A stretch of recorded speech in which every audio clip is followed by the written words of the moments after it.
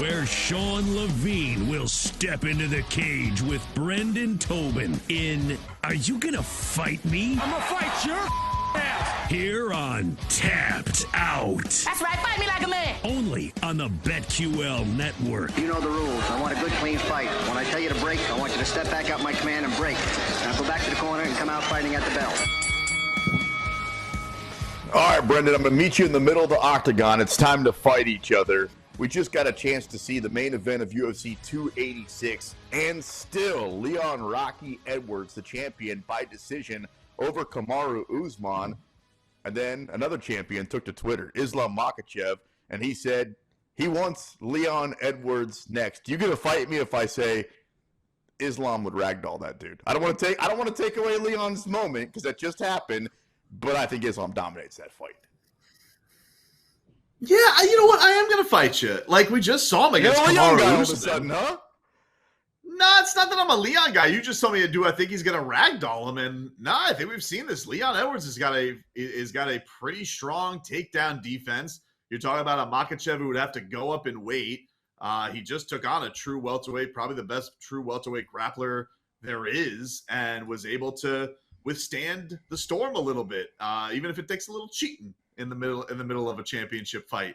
So no, I would fight you on that. I'm not ready to crown. Can I just be honest with you? I'm not ready to crown Islam Makhachev yet. You're not Khabib, okay, dude? You're not. Like, you almost lost to a featherweight. In fact, a lot of people thought you did. So you did. Let's just slow our roll a little bit with Islam Makhachev. You got a pretty stacked division as it is, with a lot of shark contenders, and I think he should take those out. And we've mentioned the options that Leon Edwards has in front of him. If I was Leon Edwards, I'd like Islam Makhachev. Like, no, dude. Like, you want to talk about something that doesn't interest me at all as far as a fight's concerned? I would scoff at that if I was Rocky. Here's the thing, though. Leon got as screwed as anybody in the promotion over the last decade, not named Tony Ferguson, right? Like, there were a lot of times that he was overlooked and COVID and lost fights and all these different things. If now's your time, then now's your time. And now's his time. Like, he's taken out Usman twice now in the last, 6-7 months. I'm not suggesting it's a great idea, but if you really want to be the man, if you really want everybody to talk about, you become champ. You take out Usman twice, you take out Islam once, now everybody's talking about you. Yeah, I don't think so. I think that people care about, like, mainstream-wise, yeah, maybe that's cool for us, that's cool fodder, but what has it really done for Islam? Like I just told you, I don't think much of him, and he just took out the number one pound-for-pound fighter on the planet. I think for me, if you're Leon, no, go get the big fights. Go get the ones that make the most money and really set you up, and those are the ones people will remember. So I just, all this crossover stuff, like, you should go and defend your throne a little bit. Islam, get the hell out of here with you're going to jump up to welterweight and get to jump the line. No, I'm not into that. He was so dominant against Charles Oliveira that I think that's when I decided, okay, he is that dude. It sounds like maybe because he wasn't as dominant / probably didn't win the fight against Alex Volkanovski that maybe we're both a little bit off of his greatness this quick. I'm with you there. That being said, Volkanovski has this fight coming up against Yair Rodriguez. Have you seen the odds, bro? Volk is I haven't actually. Dude, he's like a minus 375, minus 400. I love Volk. I think he won the fight. I think Volk's a top 5 all-time great fight. I think he's unbelievable. But if you're going to give me that type of money, I think I saw it at plus 375 on the Yair comeback. The same way I told you to play Volk a month ago, bet against him this time. Because he's good, he's great, but he shouldn't be that big of a favorite. You're going to fight me? I mean, I don't know, man. He's wiped out the division. We kind of had much? I might not bet on him just to win. I'll probably lurk on some methods for that night. But look, sure. I remember Yair Rodriguez getting bludgeoned by Frankie Edgar back in the day. So yeah, I think I will roll with Volkanovski that night. All respect to Pantera. He is a lot of fun to watch. I enjoy his style very much. He is like a martial arts movie in the octagon, but I understand it. That one, we say this a lot when we're like, I don't get that. That's disrespectful. I think Volk kind of deserves that respect. I think that one's appropriate for me. I think that's a slap in the face to Yair.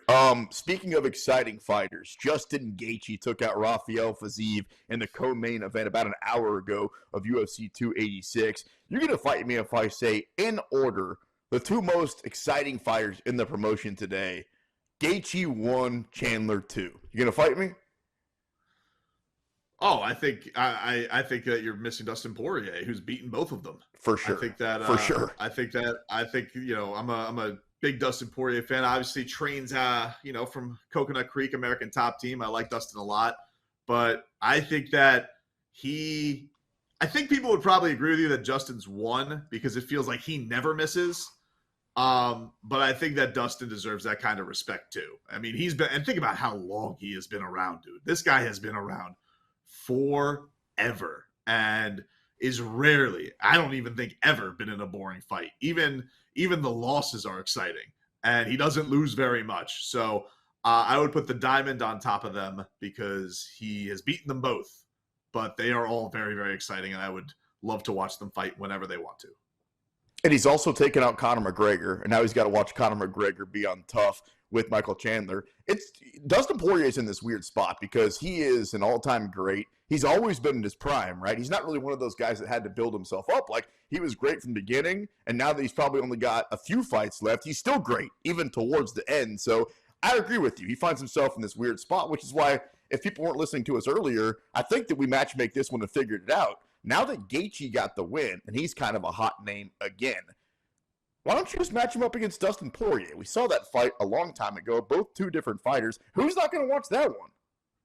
Oh, I love it. I think if you're going to do it, you got to give some, because I understand why Dustin, you might have to talk him into that one a little bit because I got the win. But if you do that one, in the Pelicans arena in New Orleans, give him a little hometown matchup, main event fight. Yeah, I would do something. And then make it a number one contender fight. Let him know coming in. Whoever wins this fight fights for the belt. Right? We got to figure it out just now, didn't we? I would love it. I think that would be a fun matchup, man. I would be very, very into that if they were able to make that happen. Speaking of championship fights, it's not too long now that we're going to see Aljamain Sterling back in the octagon taking on Triple C. I was arguing with my boy earlier. My boy said that he thinks that Triple C is these are his words. He said, I think he's a step below John Jones. And I thought, really? I think he's several steps below him right now. And basically he was saying that if he takes out Aljo, I think Aljo beats him, man. I think we don't talk enough about time off and ring rust and all that stuff. Just because John Jones is able to come back and look awesome doesn't mean that everybody is. I'm taking Aljamain Sterling. I think I'm taking Aljamain Sterling too. I think that Triple C being above John Jones. What was he smoking when he told you this exactly? It was apparently what type of stuff in a legal state. Some good stuff. Okay. He didn't put him above him. He said that everybody's got John as the GOAT, especially after he took out Cyril Gane. But he kind of had him on that next list. The only argument I could see with Cejudo's greatness is if you have Demetrius Johnson on that list, top 5, top 7 all-time greatest fighter, it's tough to keep Triple C off, right? Yeah, look, I think Triple C deserves to be there in some conversations, especially for you talking about smaller fighters. Beating Demetrius Johnson the way he did is certainly a feather in his cap. And really, that whole thing about they were going to get rid of the flyweight division and all that was a huge deal. Beating TJ Dillashaw the way that he did. I mean, he's got some great wins. Don't get me wrong. I just think that, John Jones is I really just think people need to just go to second place. Figure out whatever arguments you want to make. But John Jones should have 2 faces on the Mount Rushmore of the UFC. It's that good. We should just stop having this argument. Do you think John Jones, even though he's still active, has become our Michael Jordan? The same way that Jordan eventually, probably with 5 or 6 years left in his career and still winning a couple of championships, at that point he was already regarded as not just the best player active, but the best of all time. At this point, that's who John Jones is, right? If you even try to make an argument for somebody else, you sound silly. It's just going to be so hard because someone's going to and it's fascinating. We talk to guys like Bo and he kind of wants to slow his roll and everybody wants to be ready by the time they're 27 and well seasoned. Who's the guy who's going to come in at 19 years old, be champion by 21, reign for decades? reign for a decade, and obviously have some mishaps. Maybe that breaks away. Maybe he would have lost in the midst of that. I don't know, but he didn't. And so I don't know who you have a good argument for. And now he's the heavyweight champion of the world. So it's just it's tough to have anybody in that conversation for me. Like Triple C, I don't want to diminish his greatness because he is great, but I do think for him it is a tough one because you're right. Like not everybody. John was so equipped to come off of a break better than I think anybody in the history of fighting. So, does Triple C handle that as well? It's a big question. Sean O'Malley says he's next. He thinks he's going to get a championship shot at the winner of this fight we're talking about. And I agree with him, right? Like, I don't know if it's going to be July or August or whenever it's going to be, but O'Malley's next fight is definitely going to be for a title. You going to fight me? I'm not going to fight you just because I feel like he would have had a matchup already if they weren't planning to do that, Exactly. Like, I think that he's popular enough that they would want him on any pay-per-view. So I think you're going to hear a lot of belly aching. Like, I think Chito Vera, if he wins next week, Corey Sandhagen, they win that, like, they're going to be mad. But I don't disagree. I think that he's going to get that nod, and he's going to hold that Petr Yan, razor-thin decision, even though Yan did just get shut out. So, I think people are accepting of it, but I can understand why a lot of guys in that division are going to be pissed because you're going to say, wait, this guy barely beat a guy that just got shut out by Merab, and he's getting the title shot next? Now, understanding Merab doesn't want a title shot, but let's say Triple C wins. Does then, shouldn't Merab automatically get to leap to the front? But he's not gonna. Like, I know it's going to be Sean O'Malley, but that's unfair. That whole thing's a mess, honestly. They just need to have a Royal Rumble. The last two guys standing in the octagon, they get to fight each other because there's literally 5 or 6 guys that think they got a shot, including Chito Vera, who you talked about, who fights Corey Sandhagen next week, and Corey Sandhagen is the favorite. Are you going to fight me if I say, that's ridiculous? I love Corey Sandhagen. I think he can beat you in a million different ways, but Chito Vera should be the favorite. Yeah, I get why he's not. He fights reckless, dude. Like, I understand why he's not. He wins reckless, though.